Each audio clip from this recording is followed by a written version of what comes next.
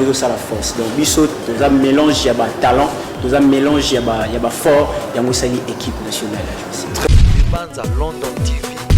Et la majorité ba fi bazar on a banda kuna bango ba yebi biso. Ba parents na ba yebi ke bana na biso ba place tel, ba grand frère bande on a yebi ke bana biso jour tel air boisa place tel. So ki service a rolala, baby ya la ligne groupe na bango ko zonga jour tel. Banza London TV. En dehors, il y a aussi la service, il y a la fête. En dehors, il y a aussi la publicité, la clip. Tout ça, il y a la compétition. Déjà, on a 2 ans, c'est un honneur pour nous. On a 2 ans pour qui ça déjà groupe équipe finale. Et ça, les compétitions, ça, les exploits sur 48 groupes. Donc, comité final, le nombre, il y a 12 finalistes. Donc, Banza London TV. voilà, premièrement, étant jeune, étant artiste, il y a juste des jeunes qui traînent dans la via Matolo, Kuluna et tout consort. C'est pour cela, ensemble avec l'équipe, on a jugé bien et a recréé le groupe parce que autour de Bisso, talent balaki, jeunes balaki na poussé au salam salam mais balaki ne siga revendate, groupe Moroté zaki vraiment sérieux pour assurer encadrement là bas c'est pour ça que vous qui kanisa pour réunir les jeunes pour na tout ça musala pour nous là-bas on a via Matolo. Banza London TV. Ce qui n'a lobby est facile c'est qu'il y a aussi. Pour kamba batu eza chose facilité pe ça met les moutons en parce que pour kamba d'esprit il y a batu d'éducation ba comportement ya batu c'est très difficile mais ya malamu za la ki ndenge balobara quand il donne la vision il donne aussi la provision peu importe des vases et moyens des agréments tout ça là toujours effort il y a pour se tenir il y a pour continuer l'île peu importe. Banza London TV. Vous avez déjà votre trophée? Déjà, tous en pleine compétition. Compétition Tempête Danse RDC première édition. J'espère que tu vas la Bisso. Ils ont aussi passé bon en 4 il y a échangeur de l'unité. Déjà, tous à gloire à Dieu, tous à Siko finaliste. Et déjà, de Rubé la Mako Bisso. Effort, na Bisso na lisumi anzambe na effort et bande de surtout travailler. Donc on est déjà la finale dans le groupe.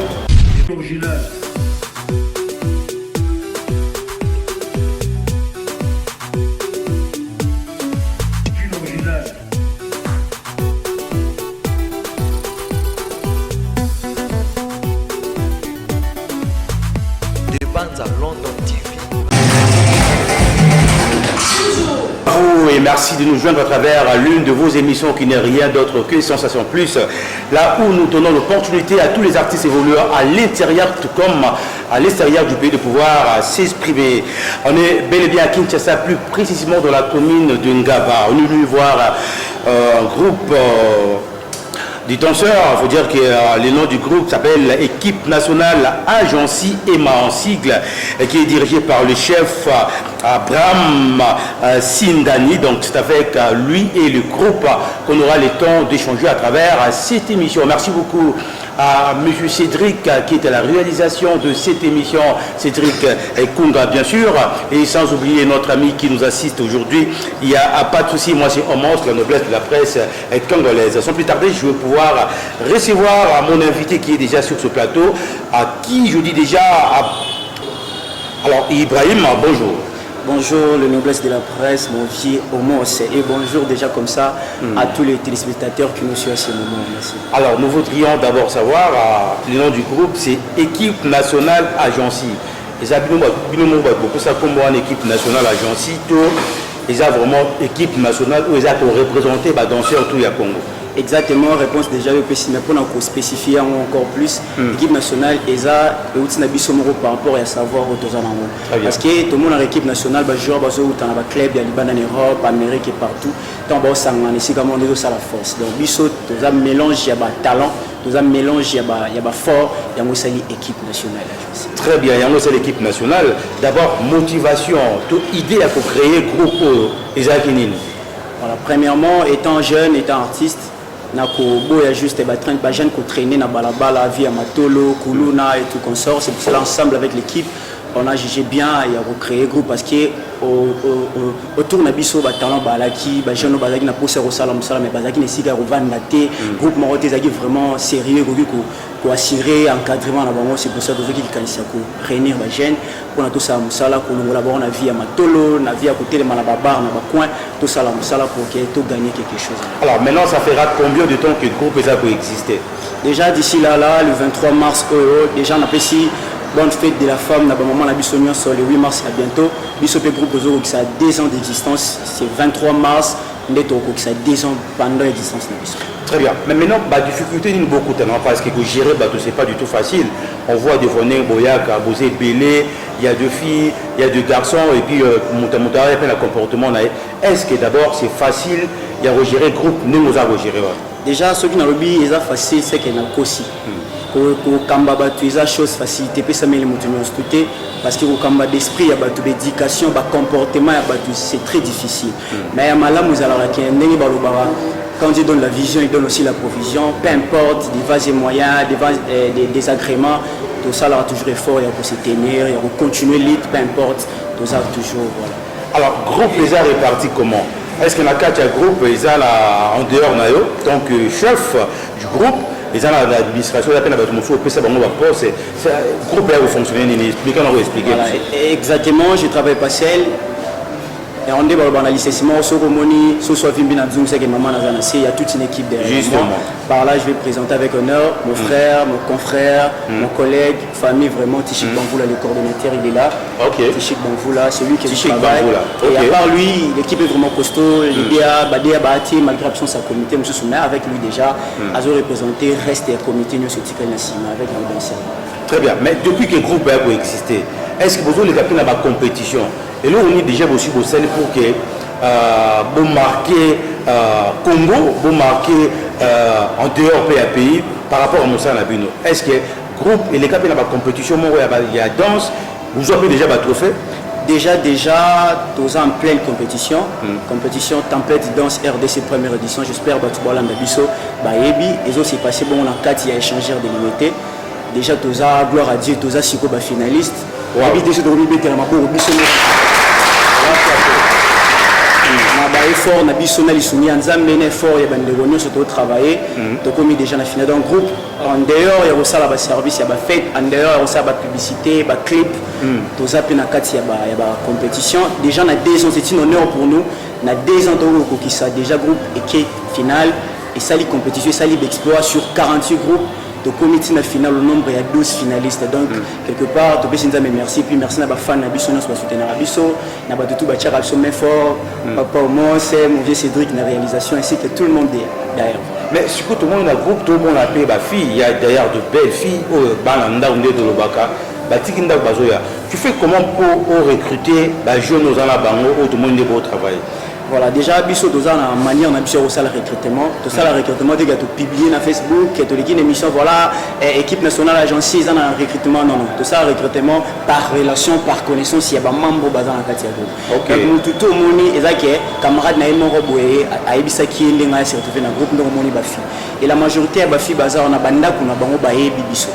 Les parents, ils ont un Bisso, ils ont un Bisso, à place tel, les grands frères, ils ont un Bisso, ils ont un Bisso, jour tel, herbe, à place tel. Soit qui service, là bébé il y a là une groupe n'a pas besoin d'ajouter voilà et c'est que nous avons moi rassuré pour mon appel groupe est bien organisé à niveau alors harmonie maintenant le groupe je vis de danse au ça là la répétition mais cohésion le comme ça nous a cohésion et puis esprit du travail d'abord comment est-ce que vous faites pour la réunir la chorégraphie la puis nous tout en a ils allaient toujours en même temps bien surtout voilà pour travailler en synergie, la répétition est la mère de la science. Les arbres sont ça idée, pour ça savoir et maintenir sur tout son et que y a un proposé son et mon nom suis pas danser bazar. Il y a un ensemble beaucoup de danse, hôtel yango, beaucoup arrangé yango, beaucoup de sont formés. Donc je peux dire que je travaille pas seul. Idée ni aussi dans la rayon ici certainement certes.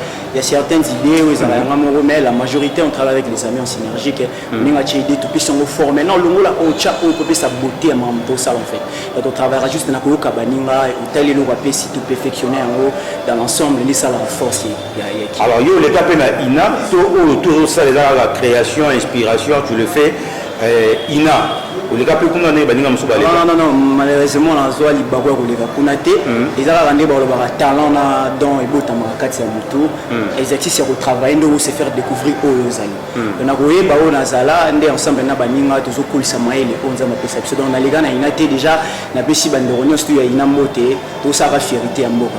Mais tu peux dire quoi? Il y a d'autres personnes dans mon comme si ceux qui ça la danse bazo zo bango les nations monde si bato moko donc c'est-à-dire baza na manque à faire et loko ça les athées yango baye ko vana la danse il fallait battre la classe et tout d'abord pour nayo danse ils ont représenté en tant que danseurs aux autres ça la paix à fierté ya culture na biso na mboka en tout cas on a ko lo bana moko c'est danse ils ont faire partie na ba richesse ya mboka ndenge na mboka to na ba coltan to na ba diamant to na ba cuivre na Congo pe to bossa na keloko na to lokwa ni loko benga mi danse parce que na rolo belo moro mouvement nyonso mutasala na vie quotidienne c'est la danse na danse na définition na ngona mbusa na rolo c'est le mouvement du corps humain en fait so ozo tambola c'est la danse so iba bengi o chebo déjà mouvement muto salona c'est la danse même solo banga de na bota na bina te na ko tambola o fanda donc bien ça les savoir voilà danse na définition na ngoza mouvement nyonso nzoto ça c'est ça la danse et puis danse eza musala ba mon cafériste te bato bazanga mambo o salati c'est vraiment un métier noble ndenge ya bato mususu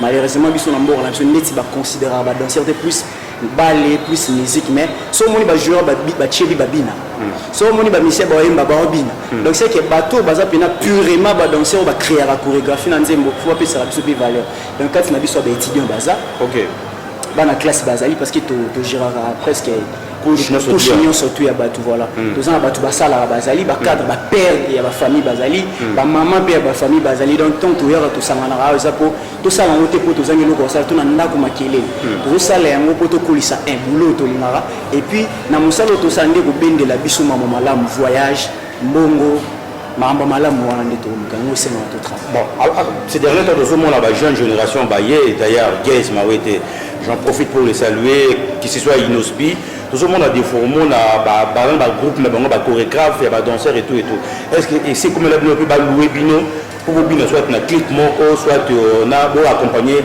artiste et musicien moko si exactement tous les groupes tous les on a focalisé na danse la création OK to dit aux nzembo zangi pas au artiste a ebide ndenge ni au banda to jouer en autopsie en forme par là je salue l'artiste mignon ici là on a PC Moté et Annie Karaté Zobima déjà mignon qui encore mignon qui mignon M voilà mignon M la PC Moté Skazali Karaté clip Zobima déjà na YouTube audio Zali YouTube balançons au Karaté clip audio les depuis tous en préparation dans tournage mon clip na ya Prince d'Angola d'ici fin du mois awa to tournant tous en là-bas pour parler donc par là je lance l'appel à artiste Nyon sur Mboka que ça soit profane ou gospel parce que nous on approche tout gospel ou profane pour contacter biso j'espère na souka que ça numéro pour que ça boulot ya qualité ni enseigner d'ailleurs maman on a décidé à des bandes à London on a décidé na côté marambo ya groupe donc équipe nationale agence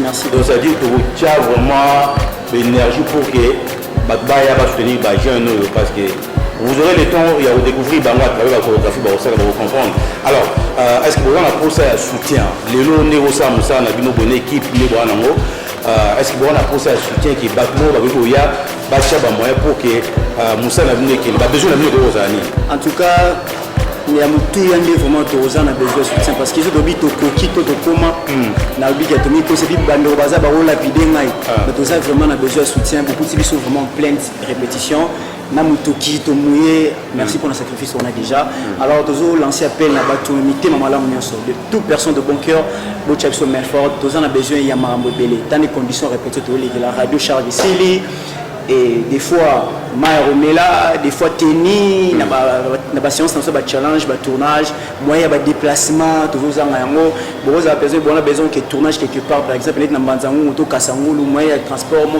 boulot et tout ça c'est vraiment ça va mécène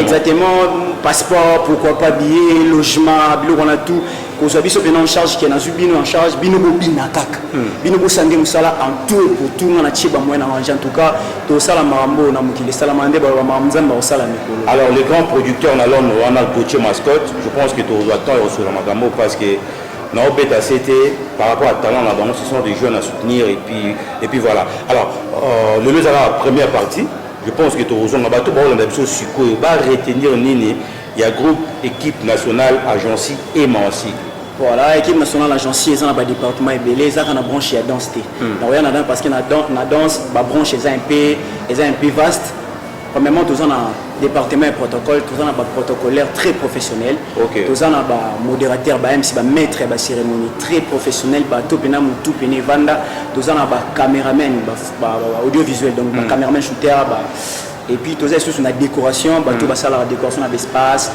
union sur la mais la danse, tous en la danse classique, tous en la yoga, tous en la gymnastique, tous en la fitness, c'est-à-dire tout va ramener mais besoin qui moi Grèce et tout quand la inscription dans réseau banda on peut ça numéro tout ça tout ça la style tu es danse tout ça la contemporain tout ça la afro slam tout ça la afro pop tout ça c'est tellement nombreux tout ça la tout ça la style presque belé intéressé au moins la bino Toza awa nesika malamu excellence Charles Mutamutu intérêt général à Tongela Banengaba sur l'avenue Kinzenzer numéro 2 Toza on a sur Pôle Nord télévision premier niveau ce qui boye mardi vendredi de 10h à 17h beaucoup tabisoana et par là je profite déjà pour passer notre numéro au Borobina sur WhatsApp plus 243 81 67 64 517, je réponds, plus 243 81 67 64 517, WhatsApp, et sur Facebook, page Facebook, Ena Danse officielle, compte Facebook, Ena Danse, sur TikTok, Ena Danse officielle 1. Il y a nos vidéos qui sont là, pour Komeli Bisso, pour Bengi Bisso, pour vraiment répondre à la besoin de la toi, le mois de mars, on a le lobby, c'est lui qui a lancé la leçon. Exact. Et à maman a pêché. Alors, on a beau lancer à pêcher. Tous ont même deux filles. Donc, papa Cédric Garousson-Rabisso. Il y a notre ami qui est juste là derrière nous, Repoussana. Donc, qui est juste là derrière nous. Papa Omos, le respect, la noblesse de la presse. N'a pas voir maman Baloba. En tout cas, maman vous excusez sur Boroyo, maman n'a qui cordon appelle sa numéro soit qui s'amène Mouké na o. Ok. Le coordonnateur il est là. Coordonnateur. Parce qu'il n'a pas de rose à moi. Cordon Bassini. En tout cas, vraiment, merci. Merci, on a profité de ça. Son Excellence Charles Mutamutu, intérêt général na ici Katozali, pour marteler na moi, pour conférer dans lobby, les visionnaires fondés. Na batu tout bazoka danse, le col la blague, bazoka danse, le col les logos moroté. Or en réalité, danse n'est pas sa vie. Donc, na petit message, on a pas parents. Dès tout le monde a quand na poto bana batangi lango ya biso pa ekoki okoma donc na bande ko tuo bazana ndako boya to sangana donc mutu ba ko m'appelle la danse mutu ko ko na danse déjà pas pour ma baza ebele boya to sangana to bengi bino et puis to ke liboso avec bien nous ferons des exploits. Très bien, merci beaucoup, merci les coordonnateurs. Alors rapidement deux filles kaka maman la biso na Simawa maman la biso s'est présentée d'abord bonjour. Comment on maman, vous savez combien de temps on a gâté le groupe? Le groupe, mais c'est 2 ans. 2 ans. Alors, le travail, ils ont les Canadiens? Oui, le travail, ils ont les très bien. On va travail. Alors, au lieu de ça, peut-être un abat, nous tous négligés à Moussala ou Binobo au Sala, comme si, bon, dans ce cas-là, il y a un Morabongo. Ni le web, c'est un bagage qui faut à travers le monde par rapport à Moussala Nabino. Bon, oui, ça, le groupe, on a comment de parce que dans ces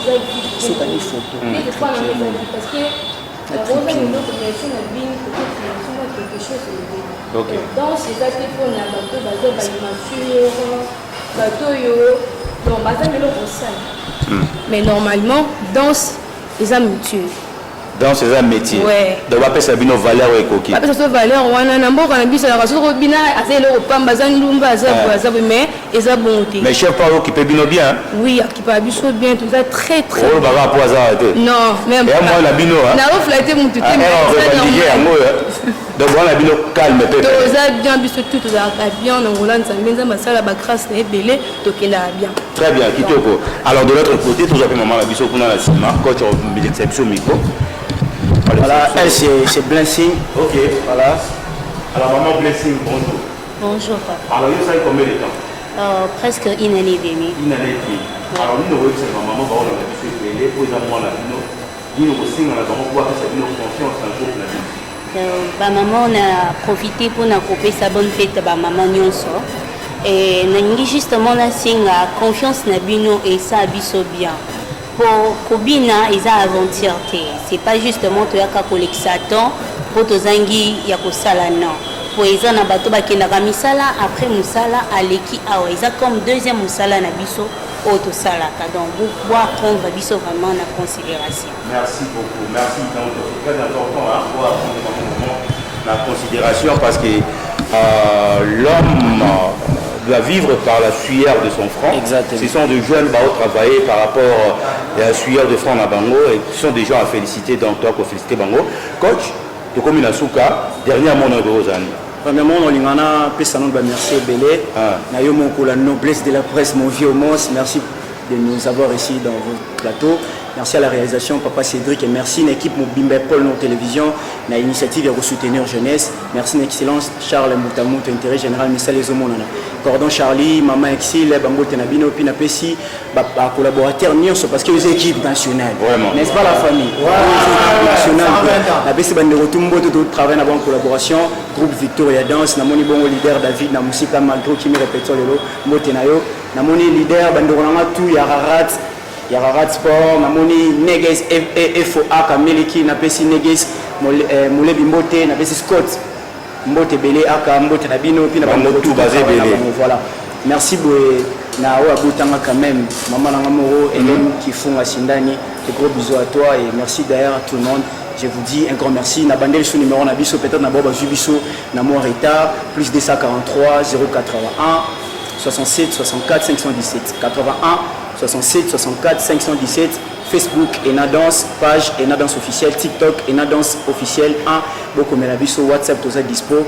Voilà, merci beaucoup. Merci beaucoup. On est arrivé à la fin de cette émission. Merci à vous tous qui nous avez suivis. Un grand merci à mon équipe, Cédric Kunga qui était derrière la caméra.